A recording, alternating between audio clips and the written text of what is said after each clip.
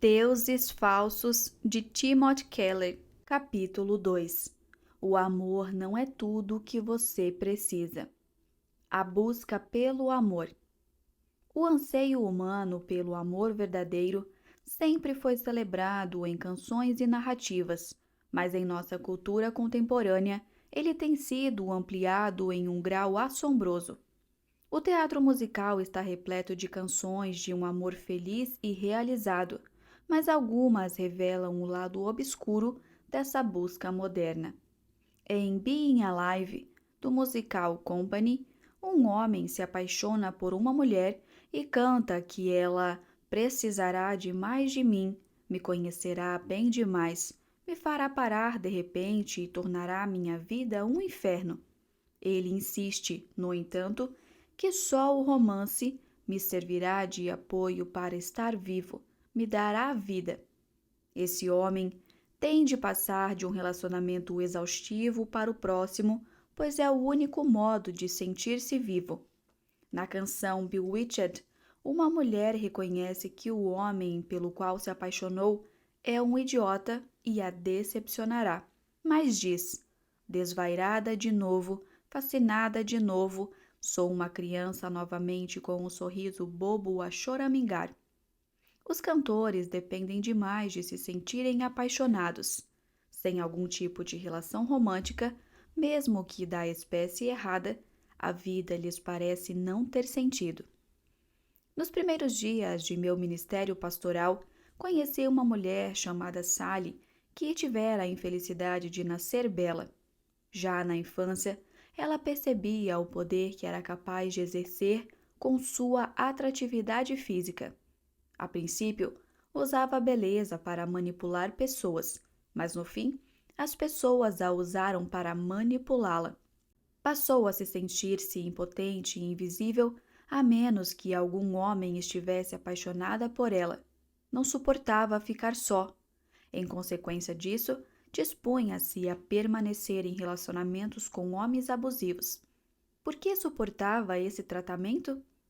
Ela começou a procurar nos homens o tipo de afirmação e aceitação profundas que só Deus poderia oferecer. O resultado foi que se tornou escrava do amor. Hoje em dia, ouvimos alguém dizer: "Oh, meu chefe é um feitor de escravos." Mas isso é apenas uma metáfora vaga. Alguns chefes conseguem dificultar as coisas para você, mas os verdadeiros feitores de escravos desconhecem limites. São capazes de fazer literalmente qualquer coisa que quiserem com você, surrá-lo, estuprá-lo ou até matá-lo. De igual modo, sabemos que algo bom se tornou um Deus falso quando as exigências que impõe a você ultrapassam os limites apropriados. Fazer do trabalho um ídolo pode significar trabalhar até arruinar a saúde ou infringir as leis a fim de seguir em frente. Fazer do amor um ídolo pode significar permitir que o ser amado explore e abuse de você, ou talvez cause uma terrível cegueira para as patologias no relacionamento. Uma ligação idolátrica pode levá-lo a quebrar promessas, a racionalizar indiscrições ou a trair outras alianças a fim de se manter agarrado a ela. Pode motivá-lo a violar todos os limites justos e adequados. Praticar a idolatria é ser um escravo. Há um relato na Bíblia que ilustra como a busca do amor pode tornar-se uma forma de escravidão. Trata-se da história de Jacó e Lia, em Gênesis 29. Embora muito antiga, nunca foi tão relevante. Sempre tem sido possível converter o amor romântico e o casamento em um Deus falso, mas a cultura em que vivemos torna ainda mais fácil o erro de transformar o amor em Deus ou de sermos arrastados por esse amor e depositar toda a nossa esperança de felicidade nele. A promessa do Messias. Conforme estudamos no último capítulo, Deus veio até Abraão e prometeu redimir o mundo por meio de sua família, mediante uma linhagem de descendentes.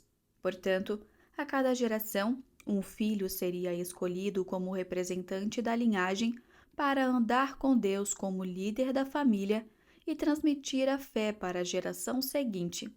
Assim, haveria outro filho que daria sequência e mais outro, até o dia em que um dos descendentes de Abraão seria o próprio Messias. Abraão gerou Isaque. Anos mais tarde, a esposa de Isaque, Rebeca, engravidou de gêmeos, e Deus falou por meio de uma profecia: o mais velho servirá ao mais moço. Significava que o segundo filho gêmeo havia sido escolhido para levar adiante a linhagem messiânica. Apesar da profecia, o coração de Isaque se inclinava para o filho mais velho, Esaú, preferindo-o ao mais jovem, Jacó. De modo irônico, esse foi o mesmo erro trágico que Deus havia poupado Abraão de cometer quando o chamara para oferecer seu único filho em sacrifício.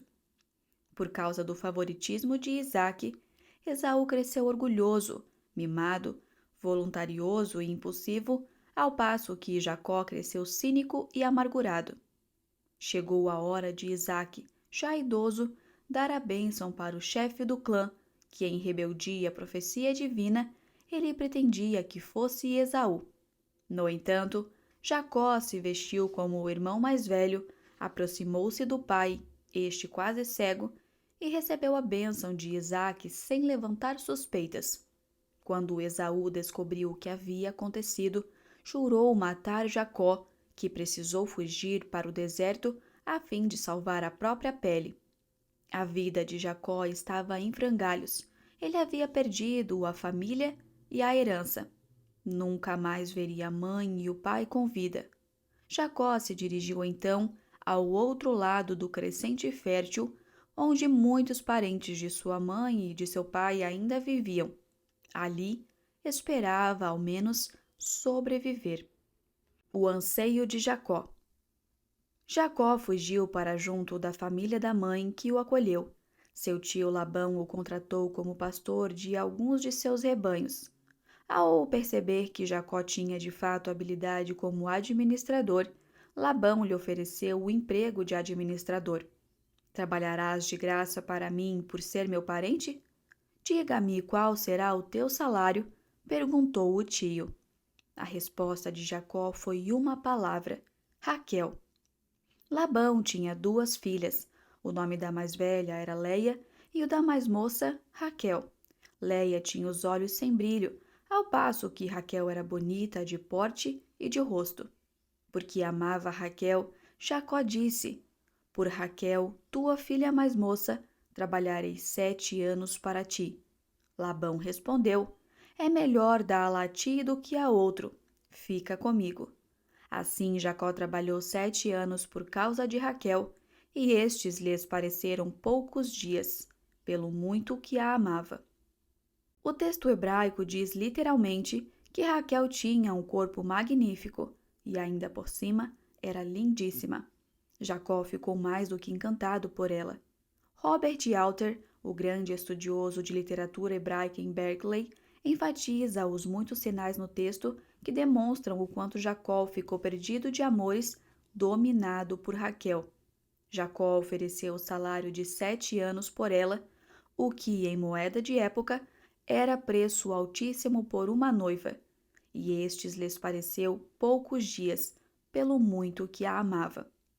Então Jacó disse a Labão: dá-me minha mulher, porque o tempo já se completou. Quero unir-me a ela. Alter diz que a frase hebraica é extraordinariamente direta, explícita e sexual para um discurso da antiguidade, geralmente discreto. Imagine dizer a um pai, mesmo hoje: mal posso esperar para fazer sexo com sua filha. Passe ela para mim agora. O narrador está nos mostrando um homem dominado por um desejo ardente, emocional e sexual por uma mulher. Qual era a razão disso?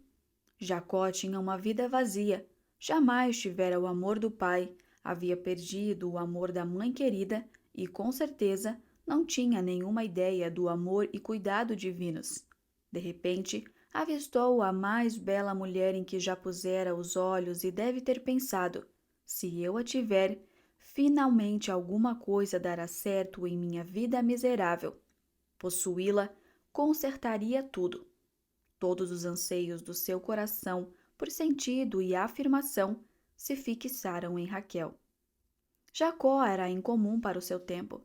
Historiadores culturais nos contam que, na antiguidade, as pessoas geralmente não se casavam por amor, mas por status. No entanto, Jacó não seria tão fora do comum hoje. Ernest Becker, ganhador do prêmio Pulitzer pelo livro The Denial of Death, explicou as diversas maneiras que as pessoas seculares têm lidado com a perda da crença em Deus. Agora que pensamos estar aqui por acidente e não por termos sido criados com um propósito, de que modo conferimos um senso de significado em nossa vida? Um dos modos principais é pelo que Becker chamou de romance apocalíptico. Voltamo-nos para o sexo e o romance a fim de que nos deem a transcendência e o significado que costumávamos obter da fé em Deus. Discorrendo sobre o homem secular moderno, ele escreve: ele ainda precisava sentir-se heróico, saber que sua vida tinha importância. Ainda tinha de unir-se a algum sentido superior que o absorvesse por completo em confiança e gratidão. Se não tinha mais a Deus, como faria isso? Uma das principais possibilidades que lhe ocorreu, como observou Otto Rank, foi a solução romântica. A autoglorificação de que necessitava em sua natureza mais íntima, agora buscava no parceiro amoroso. O parceiro amoroso se torna o ideal divino em que preencher a vida. Todas as necessidades espirituais e morais agora passam a se concentrar em um indivíduo. Em poucas palavras, o objeto do amor é Deus. O homem estendeu a mão para alcançar um tu quando a concepção de mundo da grande comunidade religiosa, supervisionada por um Deus, morreu. No final das contas, o que desejamos ao elevar o parceiro amoroso à posição de Deus? Redenção. Nada menos que isso. Foi exatamente o que Jacó fez, e como Becker ressalta, é o que milhões de pessoas estão fazendo em nossa cultura. A música popular e a arte de nossa sociedade nos convidam a continuarmos agindo assim, a satisfazermos todas as necessidades mais profundas de significado e transcendência do nosso coração com o romance e o amor. Você é ninguém até que alguém o ame, dizia a canção popular, e somos uma cultura inteira que interpretou essas palavras no sentido literal. Cultivamos a fantasia de que, se encontrarmos nosso verdadeiro parceiro de alma, tudo o que há de errado conosco será curado. Mas quando nossas expectativas e esperanças atingem essa dimensão, como diz Becker, o objeto do amor é Deus. Amante nenhum, ser humano nenhum, está qualificado para o papel. Ninguém pode viver à altura disso. O resultado inevitável é a amarga desilusão. O poder do amor. Alguns dizem que a análise cultural de Becker está ultrapassada. Vivemos hoje a cultura da conexão virtual, em que os jovens converteram o sexo em algo comum, fortuito e isento de compromisso. Menos homens e mulheres namoram de fato ou têm namorados e namoradas.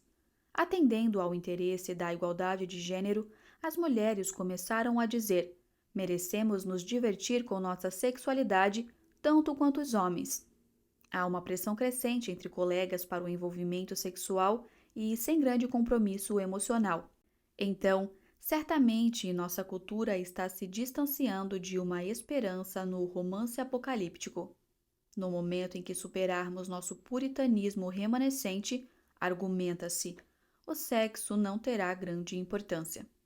Não aposte nisso. Laura Sessions Stepp, no livro Sem Amarras, descobriu que os encontros casuais deixavam insatisfeitas a maioria das mulheres jovens, embora elas não estivessem dispostas a reconhecer isso perante seus colegas. E a enorme ênfase que nossa cultura dá à beleza física e sexual desmente qualquer noção de que o sexo não tem muita importância. Na década de 1940, C.S. Lewis ouviu de muitos de seus pares na Academia Britânica que o sexo não passava de um apetite, como o apetite por comida. A partir do momento que reconhecêssemos esse fato, diziam eles, e começássemos a simplesmente fazer sexo sempre que nos desse vontade, as pessoas parariam de ficar enlouquecidas pelo desejo por amor e sexo. Lewis duvidou disso e propôs um exercício intelectual. Imagine que você fosse para um país onde pudesse encher um teatro apenas levando um prato coberto para o palco e então, bem devagar, erguesse a tampa a fim de permitir que todos vissem, antes do apagar das luzes, que ele continha uma costeleta de carneiro ou um pouco de bacon. Você não acharia que alguma coisa deu errado nesse país em relação ao apetite por comida? Um crítico comentou que, se encontrasse um país em que espetáculos de striptease desse tipo, envolvendo um prato de comida, fossem populares, concluiria que seus habitantes estavam morrendo de fome. No entanto, Lewis continua em sua argumentação. Não estamos famintos de sexo. Há mais disponível do que nunca antes, mas a pornografia, o equivalente aos espetáculos de striptease, é hoje uma indústria de US$ 1 trilhão. Portanto, sexo e amor romântico não são apenas um apetite, como no caso da comida. São muito mais significativos para nós. Os biólogos evolucionários explicam que isso é inculcado em nosso cérebro. Os cristãos explicam que nossa capacidade para o amor romântico origina-se do fato de sermos a imagem de Deus. Talvez seja possível dizer que as duas coisas são verdadeiras. De qualquer forma, o amor romântico é um objeto de enorme poder para o coração e a imaginação humanos. Por isso, consegue dominar excessivamente nossa vida. Até quem evita por completo o amor romântico, em razão de amargura ou medo, na verdade está sendo controlado por seu poder. Certa vez, conheci um homem que dizia haver se decepcionado tanto com as mulheres que agora só se envolvia em encontros sexuais sem compromisso. Deixaria de ser manipulado pelo amor, vangloriava-se. Em resposta, argumentei que, se ele tinha tanto medo do amor a ponto de não poder tê-lo, significava que era tão escravizado por ele quanto se precisasse tê-lo. Quem não pode tê-lo evitará pessoas que seriam parceiras maravilhosas. Quem precisa tê-lo escolherá parceiros que não são adequados ou são abusivos. Se você tem medo demais ou se enamora demais do amor, ele assumiu um poder comparável ao divino, distorcendo suas percepções e vida. A trapaça. O vazio interior de Jacó o tornara vulnerável à idolatria do amor romântico. Quando ele se ofereceu para trabalhar 7 anos por Raquel, quase 4 vezes mais que o preço comum de uma noiva, o inescrupuloso Labão percebeu como o sobrinho estava perdido de amor. Assim, resolveu tirar vantagem da situação. Quando Jacó perguntou se podia se casar com Raquel, a resposta de Labão foi propositalmente vaga. Na verdade, em momento algum ele disse: sim, negócio fechado. Mas, sim, é melhor dá-la a ti do que a outro. Jacó queria um sim como resposta e foi o que ouviu. Mas a resposta não era um sim. Labão só estava dizendo: acho uma boa ideia você se casar com Raquel. 7 anos se passaram e Jacó procurou Labão para cobrar: dá-me minha mulher. Como de costume, houve uma grande festa de casamento. No meio da celebração, Labão levou a esposa de Jacó até ele, toda coberta de véus. Já inebriado pelas festividades, Jacó se deitou com ela e tiveram relações sexuais. Mas, quando amanheceu, lá estava Léia. À plena luz do dia, Jacó olhou e viu que a mulher com quem consumara o casamento era Léia, a desinteressante irmã mais velha de Raquel. Tremendo de ódio, ele procurou Labão e disse: que é isto que me fizeste? De modo tranquilo, Labão respondeu que Jacó deveria saber ser o costume daquela terra a filha mais velha casar-se antes da mais nova. Se Jacó se comprometesse em trabalhar mais 7 anos, acrescentou, ele ficaria feliz em incluir Raquel como parte do negócio. Sentindo-se trapaceado e preso em uma cilada, Jacó sujeitou-se a mais 7 anos, a fim de se casar com Raquel, bem como Leia. A devastação da idolatria. Talvez nos perguntemos como Jacó pode ser tão crédulo, mas seu comportamento foi o de um viciado. São várias as maneiras em que o amor romântico pode funcionar como uma espécie de droga para nos ajudar a fugir da realidade da vida. Sally, a linda mulher enredada em relacionamentos abusivos, certa vez me disse: os homens eram meu álcool. Somente se estivessem nos braços de um deles, eu conseguia encarar a vida e me sentir bem. Outro exemplo é o homem mais velho que abandona a esposa por uma mulher bem mais nova, no esforço desesperado de esconder a realidade de que está envelhecendo. E existe o rapaz, que considera uma mulher desejável apenas até levá-la para a cama algumas vezes, perdendo o interesse em seguida.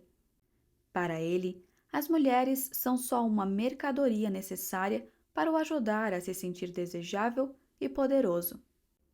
Nossos temores e esterilidade interiores fazem do amor um narcótico, um modo de nos automedicarmos, e viciados sempre fazem escolhas tolas e destrutivas. Foi o que aconteceu com Jacó. Raquel não era apenas sua esposa, mas sua salvadora. Ele a desejava e precisava dela tão profundamente que só ouvia e via o que queria ouvir e ver. Por isso, tornou-se vulnerável ao engano de Labão. Mais tarde, a idolatria de Jacó por Raquel produziu décadas de sofrimento em sua família. Ele adorava e privilegiava os filhos de Raquel em detrimento dos de Leia, destruindo e afligindo o coração de todos, ao mesmo tempo que envenenava o universo familiar. Temos uma expressão para descrever alguém apaixonado. Ele adora o chão em que ela pisa. Como isso pode ser destrutivo quando descreve uma verdade literal. Vemos como a idolatria devastou a vida de Jacó, mas talvez o maior desastre de todos seja o que ocorreu com Leia. Ela é a filha mais velha e o narrador só nos dá um detalhe importante a seu respeito. O texto conta que ela tinha os olhos sem brilho. Alguns presumem que sua visão era ruim, mas a passagem não diz. Leia tinha os olhos sem brilho, mas Raquel conseguia enxergar muito bem. Diz que Leia tinha olhos sem brilho, mas Raquel era linda. Assim, é provável que sem brilho significasse que ela era vesga ou de má aparência por alguma razão. A ideia é clara. Leia era pouco atraente e precisou passar a vida inteira à sombra da irmã, uma mulher absolutamente deslumbrante. Em consequência, seu pai Labão sabia que homem nenhum jamais se casaria com ela ou ofereceria dinheiro por ela. Durante anos, ele havia se perguntado como se livraria de Leia para que Raquel, que alcançaria excelente preço, pudesse se casar. Em Jacó, Labão encontrou a solução de seus problemas financeiros, identificou uma oportunidade e tirou partido dela. Mas veja o que isso significou para Leia. A filha a quem o pai não queria era agora a esposa a quem o marido não desejava. Jacó amava Raquel muito mais do que a Leia. Ela era a moça que ninguém queria. Leia tinha então um vazio no coração tão grande quanto o existente no coração de Jacó. E agora ela começava a reagir ao problema do mesmo jeito que o marido. Fez com ele o que Jacó fizera com Raquel e Isaque com Esaú. Colocou a esperança do seu coração em conquistar o amor de Jacó. Os versículos finais da passagem estão entre os mais tristes da Bíblia. O Senhor viu que Leia era desprezada e tornou-lhe o ventre fértil. Raquel, porém, era estéril. E Leia engravidou e deu à luz um filho a quem deu o nome de Ruben, pois disse: porque o Senhor viu a minha aflição, agora meu marido me amará. Ela engravidou outra vez e deu à luz um filho e disse: porque o Senhor ouviu que eu era desprezada, deu-me também este, e deu-lhe o nome de Simeão. Engravidou ainda outra vez e deu à luz a um filho e disse: agora, desta vez, meu marido se unirá a mim, porque lhe dei 3 filhos. Por isso, deu-lhe o nome de Levi. De novo engravidou e deu à luz um filho e disse: Desta vez louvarei o Senhor. Por isso, deu-lhe o nome de Judá. E parou de ter filhos. O que ela estava fazendo? Tentando encontrar a felicidade e uma identidade por meio de valores familiares tradicionais. Ter filhos, em especial naquela época, era o melhor meio para isso, mas não estava funcionando. Leia havia apoiado todas as suas esperanças e sonhos no marido. Se tiver filhos, então meu marido virá a me amar e, enfim, minha vida infeliz será transformada, pensava. Em vez disso, cada nascimento o empurrou-a mais para dentro de um inferno de solidão. Dia após dia, Leia estava condenada a ver o homem por quem mais anelava nos braços daquela em cuja sombra vivera toda a vida. Dia após dia, recebia uma nova facada no coração. Desilusão cósmica. Nessa parte da narrativa, muitos leitores contemporâneos se perguntarão: onde estão os heróis espirituais nessa história? A quem devo imitar? Qual é a moral da história? O motivo da nossa confusão é que geralmente lemos a Bíblia como uma série de relatos desconexos, cada um com sua moral, explicando como deveríamos viver. Não é assim que acontece. Ao contrário, a Bíblia consiste em uma única história, revelando-nos como a raça humana chegou à condição atual e como Deus, por meio de Jesus Cristo, veio e virá para consertar tudo. Em outras palavras, a Bíblia não nos oferece um Deus no topo de uma escada moral dizendo: se você se esforçar muito para reunir toda a sua força e viver corretamente, pode ser que consiga. Em vez disso, a Bíblia repetidas vezes nos mostra pessoas fracas que não merecem a graça de Deus, não a buscam nem lhe dão valor, mesmo depois de recebê-la. Se assim é a grande sucessão de acontecimentos históricos em que se encaixa cada narrativa bíblica individual, então, o que aprendemos com essa história? Aprendemos que a desilusão cósmica predomina ao longo de toda a vida. Você jamais viverá com sabedoria enquanto não entender esse fato. Jacó declarou: Basta eu conseguir Raquel e tudo ficará bem. E vai para a cama com aquela que pensa ser Raquel, porém o texto hebraico diz, literalmente, pela manhã, pasmem, era Leia. Um comentarista observou acerca desse versículo: temos aqui nossa desilusão em miniatura, vivenciada desde o Éden. Qual é o significado disso? Com todo o respeito a essa mulher, de quem temos muito a aprender, significa que não importa em que depositemos nossas esperanças. Pela manhã, é sempre Leia, nunca Raquel. Ninguém jamais declarou isso melhor que C.S. Lewis em Cristianismo Puro e Simples. A maioria das pessoas, se de fato aprendesse a olhar dentro do próprio coração, saberia que deseja muito e intensamente algo que não se pode ter nesse mundo. Há todo tipo de coisa neste mundo que se oferece para concedê-lo a você, mas nunca cumpre a promessa. Os anseios que surgem em nós quando nos apaixonamos pela primeira vez, ou pensamos em um país estrangeiro pela primeira vez, ou tratamos de um assunto que nos arrebata pela primeira vez, são anseios que nenhum casamento, nenhuma viagem, nenhum aprendizado consegue satisfazer de verdade. Não estou me referindo agora ao que comumente se chamaria de férias, profissões ou casamentos mal-sucedidos. Falo dos melhores possíveis. Houve algo a quem nos agarramos no primeiro instante do nosso anseio, que logo se desvanece na realidade. Creio que todos saibam a que me refiro. A esposa pode ser fantástica, e os hotéis e a vista excelentes, e a química pode render um emprego muito interessante. Todavia, alguma coisa nos escapa. Caso se case como fez Jacó, ao apoiar o peso de todos os seus anseios e esperanças mais profundos em cima da pessoa com quem está se casando, você a esmagará com suas expectativas. Isso distorcerá sua vida e a vida do seu cônjuge de diversas maneiras. Ninguém, nem mesmo a melhor pessoa do mundo, tem como conceder à sua alma tudo de que ela necessita. Você pensará que foi para a cama com Raquel e se levantará e será sempre Leia. Essa decepção, essa desilusão cósmica se faz presente a vida toda, mas nós a sentimos especialmente nas coisas em que mais apoiamos nossas esperanças. Quando enfim se dá conta disso, há 4 coisas que você pode fazer. Uma delas é culpar tudo o que o decepciona e tentar passar para outras coisas melhores. Esse é o caminho da idolatria continuada e da dependência espiritual. A segunda coisa que você pode fazer é culpar-se e martirizar-se dizendo: tenho sido um fracasso por alguma razão. Vejo todo mundo feliz. Não sei por quê, mas eu não estou feliz. Tem alguma coisa errada comigo.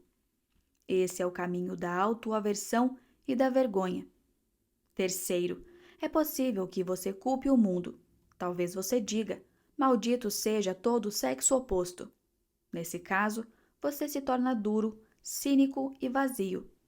Por fim, como diz C.S. Lewis, ao término do excelente capítulo sobre a esperança, você pode reorientar completamente o foco de sua vida para Deus. Lewis conclui: se descubro em mim um desejo que nenhuma experiência neste mundo é capaz de satisfazer, a explicação mais provável é que foi feito para outro mundo, algo sobrenatural e eterno. As idolatrias masculina e feminina. Jacó corre atrás do sexo apocalíptico. Leia, a conservadora, tem filhos e tenta encontrar sua identidade no fato de ser esposa, mas ambos se frustram. Ernest Becker explica o porquê. O fracasso do amor romântico como solução para os problemas humanos tem relação com grande parte da frustração do homem moderno. Nenhuma relação humana suporta o fardo da divindade. Por mais que idealizemos e idolatremos o parceiro amoroso, é inevitável que ele reflita a decadência e imperfeição terrenas. Afinal, a que aspiramos ao elevar o parceiro amoroso a essa posição? Queremos nos livrar de nossos defeitos, de nossos sentimentos de nulidade. Queremos ser justificados, descobrir que nossa existência não foi vã. Queremos redenção, nada menos que isso. É desnecessário dizer que nossos parceiros humanos não podem nos dar essa redenção. As idolatrias masculinas e femininas estereotipadas no que diz respeito ao amor romântico são becos sem saída. Costuma-se dizer que homens usam o amor para encontrar sexo e mulheres usam o sexo para encontrar o amor. Como em todos os estereótipos, há alguma verdade nisso, mas essa história revela que esses dois deuses falsos decepcionam. A buscar dar legitimidade à vida, casando-se com uma mulher fisicamente bela, Jacó entregou o coração a uma mulher para cuja imaturidade e deficiências estava cego. O falso deus de Leia não era o sexo. Ela tinha acesso ao corpo do marido, é evidente, mas não ao seu amor e compromisso. Queria tê-lo apegado a ela, a alma dele colada à sua, mas não aconteceu. Ela ficou restrita a uma vida rasteira e miserável. Em nossa cultura moderna tem havido uma consciência crescente de que muitas mulheres são vítimas da idolatria do compromisso. Em uma resenha para o New York Times do filme Ele Não Está Tão Afim de Você, Manohla Dargis lamenta que Hollywood continue nos apresentando filmes sobre jovens mulheres em que o desejo feminino parece em grande parte reservado a sapatos, sinos de casamento e bebês. Uma das personagens femininas vai para seu primeiro encontro e depois telefona a uma amiga a fim de lhe contar que ela achava que a noite havia sido ótima. Nesse meio tempo, o rapaz está em casa, ligando para outra mulher. A autora está certa em observar que as mulheres que transformaram em ídolo o romance e o grande casamento com o príncipe encantado acabaram escravizadas aos próprios desejos. Ela as aconselha a abandonarem a idolatria amorosa típica e a adotarem a versão masculina. Mas, como vimos, todas as idolatrias escravizam. As idolatrias amorosas masculinas viciam os homens em ser independentes, de modo que possam namorar à vontade sem assumir compromissos. As idolatrias amorosas femininas, como a resenhista demonstra, tornam-nas viciadas e dependentes, vulneráveis e fáceis de manipular. As duas são formas de escravidão. Elas nos cegam para que não sejamos capazes de fazer escolhas de vida sábias. As duas distorcem nossa vida. O que podemos fazer então? O grande avanço de Leia. Nessa história triste, Leia é a única que passa por algum progresso espiritual, embora isso só ocorra no fim. Observe-se primeiro o que Deus faz nela. Uma das coisas que os estudiosos de hebraico notam é que em todas as suas declarações, Leia apela para o Senhor, ou seja, ela o chama pelo nome de Iavé. O Senhor, Iavé, viu a minha aflição, diz ela no versículo 32. Como ela conhecia Iavé? Elohim era a palavra hebraica genérica para Deus. Todas as culturas da época tinham alguma ideia geral de Deus ou de deuses, mas Iavé era o nome do Deus que se revelara a Abraão e mais tarde a Moisés. Ele havia prometido a Abraão abençoar a terra por meio de sua descendência. O único jeito de Leia saber sobre Iavé era se Jacó lhe tivesse contado acerca da promessa dirigida ao avô dele. Portanto, apesar de seus conflitos e confusão, ainda assim ela buscava um Deus pessoal de graça.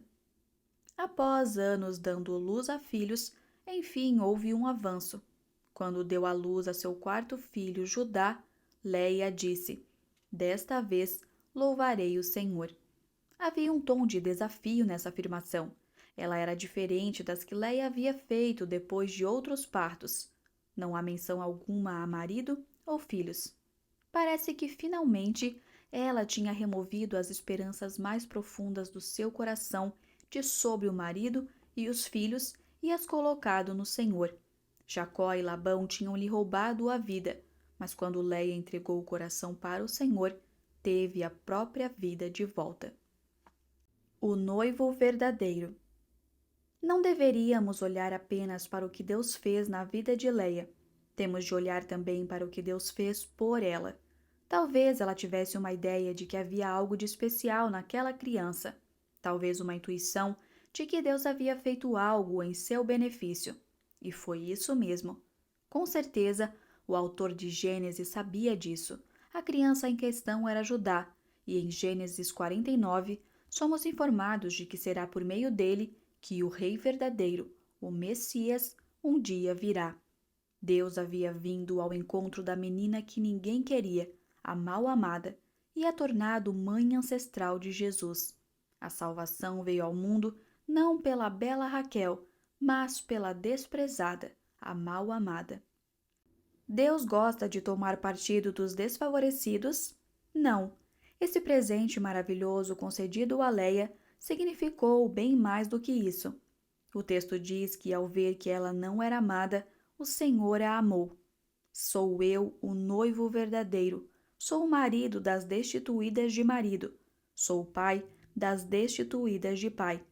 Esse é o Deus que salva por graça. Os deuses das religiões moralistas favorecem os bem-sucedidos e os que superam expectativas, aqueles que sobem a escada moral até o céu. Já o Deus da Bíblia é aquele que desce a este mundo para efetuar uma salvação e conceder-nos uma graça que jamais obteríamos por nós mesmos. Ele ama o indesejado, o fraco e o mal-amado. Ele não é apenas um rei e nós, seus súditos. Não é apenas um pastor e nós, as ovelhas. É um marido e nós, sua esposa. Sente-se encantado conosco, incluindo aqueles dentre nós que mais ninguém nota. Eis o poder para vencermos nossas idolatrias. Muita gente no mundo não encontrou um parceiro romântico e precisa ouvir o Senhor dizer: "Sou o noivo verdadeiro." Só existe um par de braços que lhe dará todo o desejo do seu coração e esperará por você no fim dos tempos, Basta você se voltar para mim e saber que o amo agora. Todavia, não é somente quem não tem um cônjuge que necessita enxergar em Deus o nosso cônjuge perfeito, mas também quem o tem. Essas pessoas precisam disso a fim de salvar seu casamento do peso esmagador das próprias expectativas divinas. Se você casar com alguém esperando que ele seja um Deus, é inevitável que esse alguém o decepcione. Não que você deva tentar amar menos seu cônjuge, apenas deveria conhecer e amar mais a Deus. Como conhecer o amor de Deus com tamanha profundidade, a ponto de liberar nossos amados e cônjuges das expectativas com que os sufocamos? Olhando para aquele a quem a vida de Leia aponta. O homem que ninguém queria. Quando Deus veio à Terra em Jesus Cristo, ele era mesmo o filho de Leia. Tornou-se o homem que ninguém queria. Nasceu em uma manjedoura. Não tinha beleza para que o desejássemos. Veio para os seus e os seus não o receberam. E no fim, todos o abandonaram. Jesus clamou até para seu pai: Por que me desamparaste? Por que ele se tornou filho de Leia? Por que se tornou o homem que ninguém desejava? Por você e por mim. Ele tomou sobre si nossos pecados e morreu em nosso lugar. Se nos comovemos profundamente com a visão do amor dele por nós, nosso coração se afasta de outros pretensos salvadores. Paramos de tentar nos redimir por meio de atividades e relacionamentos, porque já fomos redimidos. Paramos de tentar transformar pessoas em salvadoras, pois temos um Salvador. A única maneira de despojar o coração de uma antiga afeição é mediante o poder expulsivo de uma nova. Assim, não basta mostrar ao mundo o espelho de suas imperfeições. Não basta se apresentar com uma demonstração da natureza desvanecedora de seus prazeres, para falar à consciência das loucuras que o mundo traz. Em vez disso, busque todo o meio legítimo para descobrir o acesso a seu coração pelo amor daquele que é maior que o mundo. Um dia, Sally me contou que recuperou sua vida.